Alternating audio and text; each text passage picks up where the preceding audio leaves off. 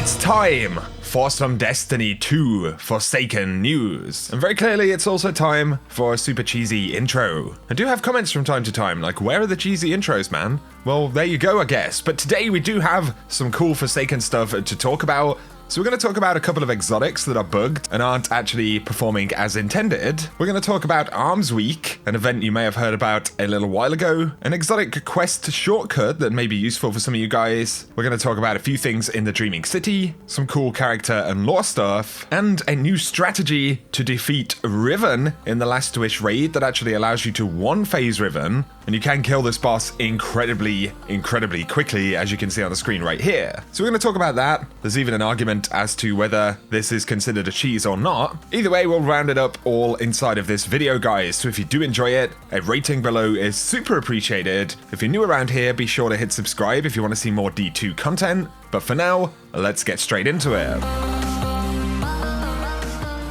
So first thing I wanted to talk about very briefly would be Armsweek. This is an event that we actually spoke about a good few weeks before Forsaken launched. It was found in the database, and it was tied to some of the unobtained exotic catalysts from Warmind. So I know things like the Fighting Lion and the Soros regime do have catalysts which actually haven't been made obtainable, and they were previously listed as Armsweek rewards, where you would actually have to complete a particular nightfall to obtain the catalyst, and then essentially repeat that nightfall to actually upgrade it. These haven't been spoken about whatsoever since Forsaken launched. However, there is a new ritual category in the database which is called Armsweek, and this is a Season 4 ritual. So while a few exotic catalysts from Warmind still aren't available, the ritual Armsweek looks like it's definitely going to kick off at some point, probably in the near future. Also interesting is the fact that for Forsaken exotics, we currently have no exotic catalysts in the game. And so maybe we're going to get an update where a few of them are brought in, and we'll start seeing this Armsweek event actually roll out. So just wanted to give a quick update on that. It's definitely something which is coming up, considering Bungie added this category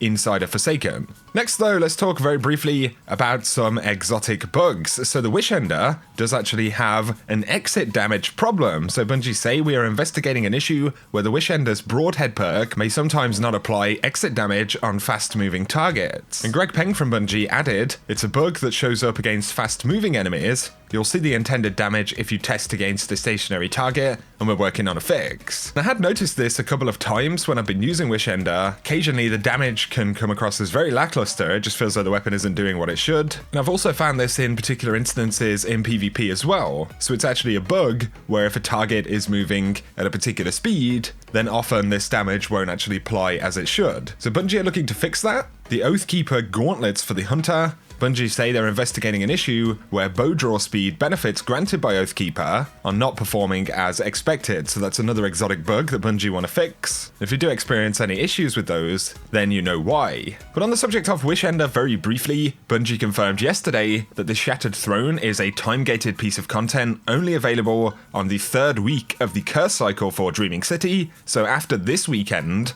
it's actually going to go away for 3 weeks. So as of the weekly reset, Wish Ender will not be obtainable until the 3rd week of the cycle comes back around. So if you want to pick it up, definitely this weekend is the time to grind. And something to point out about this, if you have anybody that has the Ogre checkpoint who'd actually finished the Wish Ender quest, it is possible for a player to join on that checkpoint and then actually get a fire team in and continue the Shattered Throne mission, essentially from the final boss to actually get the first step for the Wish Ender quest. So if you do have a friend that's already done it, and they have the Ogre checkpoint, which is where they would actually finish if they were unlocking Wish Ender, and that would be on their second run through that mission, then you can steal that checkpoint, talk to the statue, and continue through the mission to actually finish it. So a bit of a cheeky shortcut right there. On the subject of quests and exotics though, of course we are going to cycle back to week 1 of Dreaming City next week. However, Bungie have teased us that a long tail story regarding Eris Morn, Dul Inkaru, Savathun and Shivur Wrath, as well as a bunch of other interesting figures and characters is actually going to begin in the game. So it looks like we're not done with new content just yet. And just like the mission with the 3 question marks for the Wish Ender, there does appear to be another quest mission in the database that essentially has the same description, so maybe that could be reserved for some future content in Dreaming City, but we'll have to wait and find out.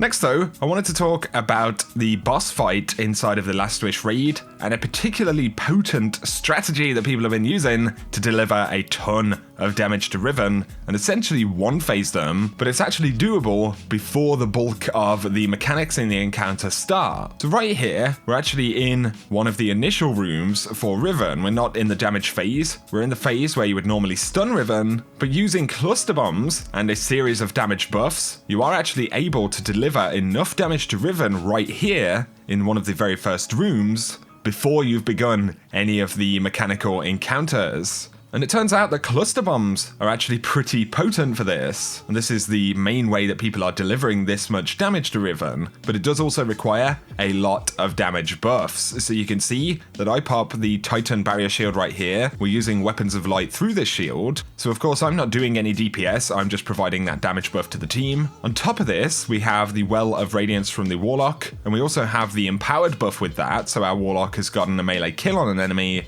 which gives us another 5 seconds of additional damage. A really important component of this though is that we're also using flawless execution on the Spectral Blades Hunter, and that weakens enemies. Essentially I believe it gives us a 50% damage buff for its duration, and that is applied by actually crouching on a hunter, getting a headshot, which activates the perk that allows you to apply a damage buff which lasts for 10 seconds, and you can actually see our hunter in that phase pushing in and applying that buff to Riven before coming back and joining us for damage. So with all of those buffs and a team at around about 580 on average, I'd say, it's entirely possible, if you put out some serious damage, to actually kill Riven right here. So that's essentially how it works. There's a bit of an argument as to whether this really is considered a cheese. I guess the element that makes it cheesy is the fact that you would be skipping other mechanics, other parts of the encounter. However, it's not really done in a typical game-breaking way. You know, you're not pushing a boss off the map, you're not lag switching and making the boss just stand there and look at you or anything crazy like that. You're using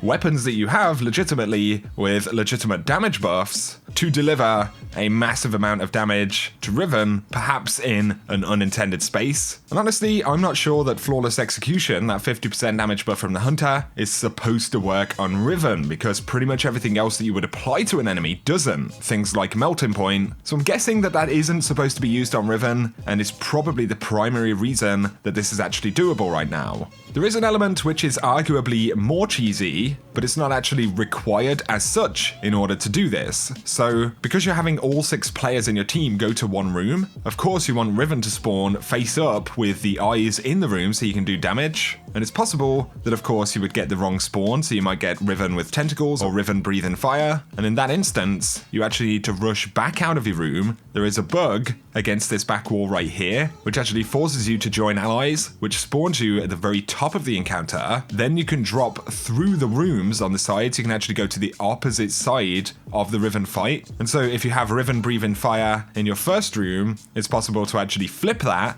get over to another room, and have Riven's eyes instead, meaning that you can do damage. But that isn't a requirement for this strategy. That is essentially a cheese if you don't get the right room off the bat. We should also mention that you don't have to use this damage in the first room with Riven. You can legitimately do the rest of the encounter, then use rockets and these damage buffs in the actual normal damage phase if you want to. So it's both a slightly dodgy, illegitimate, maybe slightly cheesy strat, but also a strat that you could use in a normal run to deliver a massive amount of damage, just in the right phase, I guess. And that is how you can absolutely obliterate Riven right now. So I'll be curious to see what Bungie do. Do they change cluster bombs? Do they remove the ability for flawless execution to work? Do they change Riven's health pool, perhaps inside of these rooms? Or even update the encounter to where you can't do DPS in these rooms? I wouldn't necessarily think that hurts, not at the current level, but of course that could break prestige mechanics that Bungie have planned and things like that. So it's a pretty interesting one nonetheless. There's also a raid challenge which I mentioned yesterday, and this is for the bounty that Hawthorne currently has. It's a tier 4 clan bounty, but it does reward powerful gear, and it's called the Summoning Ritual Challenge. This is actually in the Kali encounter, and basically, to do this, you have to spawn ogres into the middle. You'll need 3 ogres to spawn before you start your Kali DPS. So I believe there are 9 plates around the room, and essentially you have to activate every plate, including the ones that you don't actually need. So you're basically doing the mechanic wrong. And how we did this is basically had 3 people who would stand on just their normal correct plate, and then they would head to mid once they've killed their knights to take out the ogres. Meanwhile, the other 3 players would have a correct plate and then go and grab the incorrect plates once they've got the first set that they needed. So essentially, 3 of the players will actually capture 2 plates, 1 that's correct, 1 that's incorrect, and it means that you'll have ogres spawn into the very middle. Those ogres will need to be spawned every time you get a damage phase for Kelly in order for you to complete this challenge. So if you can 1-phase Kelly after you've done the ogre spawn 1 time, then of course you're going to make this much easier. That is what we do right here. I actually didn't pick the bounty up, and I felt too guilty to leave the fire team to go and grab it, so we just cleared it. But that is the kind of hidden challenge inside of the Kelly encounter. There will actually be other challenges just like this in other encounters. If you complete 5 of them, there is actually a secret last wish emblem that you can get. So that is a hidden little raid challenge in the Kelly encounter. But for now, guys, that is going to summarize today's video, so I'd love to hear your thoughts on any of the stuff we've spoken about. Any exotic catalyst ideas would be really cool to see as well, some stuff that you think should be coming into the game. I really hope we do get new exotic catalysts soon. I always found them a pretty fun component of exotic weapons in general. Bungie did confirm that they're going to buff the drop rates of Forsaken exotics essentially, so once they get that patch out, you should see more stuff actually dropping, which will be useful. But also let me know your thoughts on any of the stuff to do with Riven. Would you call that Riven strategy a cheese? Or do you think that it doesn't constitute a cheese because, you know, you're actually using mechanics that you have completely available to you in any boss fight, and it just so happens that Riven is unfortunately susceptible to that much damage in the first room? So it's a funny one. But if you've enjoyed the video, guys, a like is very much appreciated below. If you're new to the channel, be sure to hit subscribe to see a lot more Destiny content. For now, I appreciate you tuning in. Whatever you get up to, I hope you have an awesome day.